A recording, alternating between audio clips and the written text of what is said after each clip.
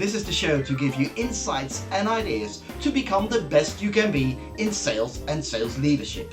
My name is Gert Schultz. This is Best Practice for Sales Professionals. And today my guest is a heavyweight resourcing professional. After graduating in business and law, he worked at Michael Page and Alice Fairbank. Then he founded Macallam Resourcing. His company supports businesses finding the right candidates to grow their organizations. I'm delighted to have with me today Duncan Carter. Welcome to the show, Duncan. Hello, Gert. It's great to join you this morning. It's great to have you on the show, Duncan. So other than helping organizations finding new talent, you also help individuals finding new careers and change career direction. How do you sell this idea to organizations and individuals? Well, good morning, Gert.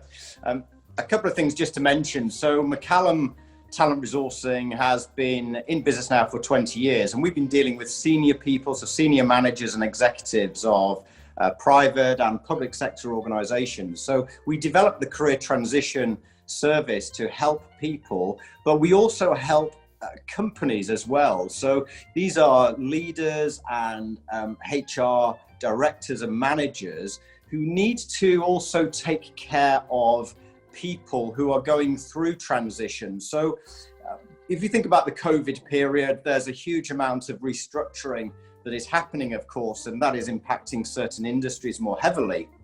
But even so, when companies are looking to downsize or maybe become leaner, they need to take care of those individuals. And that is increasingly important because in the modern day and age with lots of networks and technology around, it's very easy for people to find out about what it's like to work at a certain organization. And we've got some real statistics around people who have been treated badly. Their net promoter scores go down quite considerably. So this is really important that companies who are releasing staff, they really look after these people.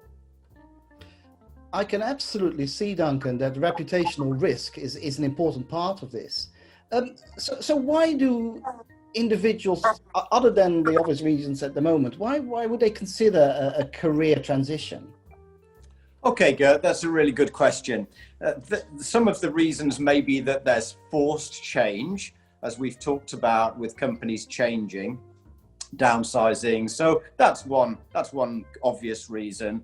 But another reason could be that companies are changing because of takeover. There's been a lot of M&A activity, so senior management teams have been under pressure to grow, and shareholders aren't just going to sit back and accept that a company treads water and stays still. So there's been a lot of cultural change where one company's taking over another. They then can't maintain the status quo. They've got to change. So that affects the employees and the individuals. So they might want to change because of that. We've had a lot of private equity involvement in companies as well, and they are historically quite aggressive in terms of the growth.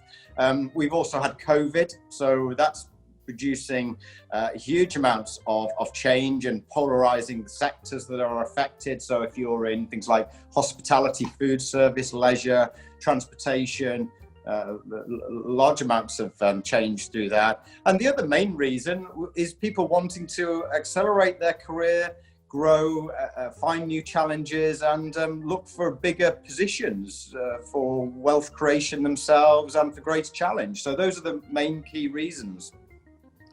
I'm glad you mentioned that last point, because it's not always a forced change. It is also a positive change and taking control of one's own future. Yes, absolutely. Yeah, and that's something that the individual does with us very commonly. So I would just like to make the point that this is a personal career transition, and people invest in their careers, a little bit like a personal outplacement type program.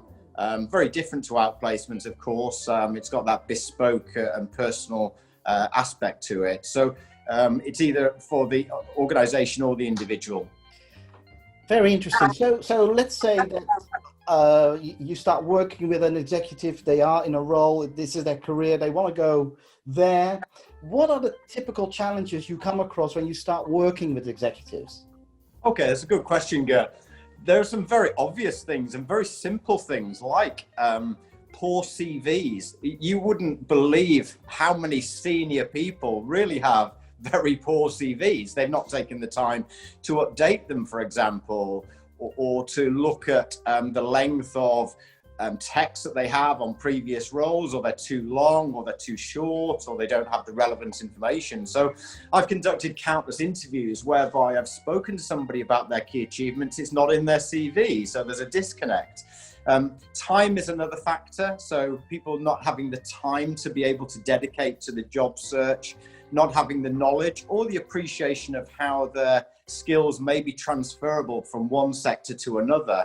People are quite insular in terms of their networks and their sector. So how do they gain an appreciation of what their transferable skills are? And then how do we help them to gain contacts and to present that to other people in other organizations where their skills could really be of use and interest? So that's an important, really important part.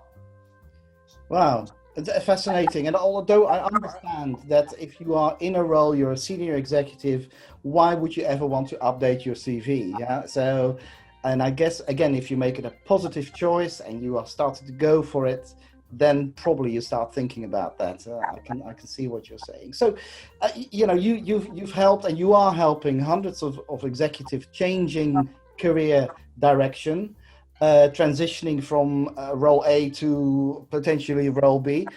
What 3 tips could you give any executive who is considering a career change? Okay, well, I think the first thing, Gert, is that it's going to be a long process. You're going to have to keep up your motivation and momentum in this process. So getting some advice, getting a mentor, sort of help from people like ourselves to guide you through the process. There's a process aspect to that, of course, but to keep you on track. And people who are working remotely, more so post-COVID, will need this, and we're that voice to help them and to guide them. So that's the first thing. The second thing is around their marketing material, getting the marketing profile, your CV, your online profile, really into great shape. And thirdly, we talked about it earlier, the network aspect.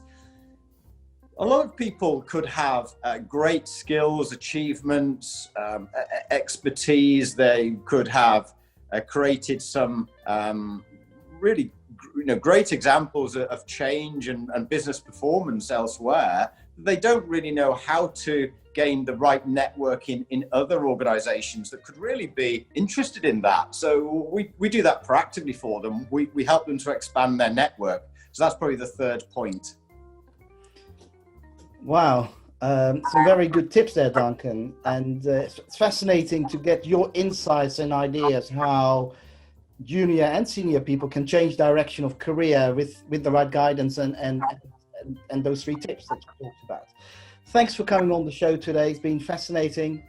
Look forward to catching up sometime soon again. Yes, absolutely. Thanks, Gert. Thanks, Duncan.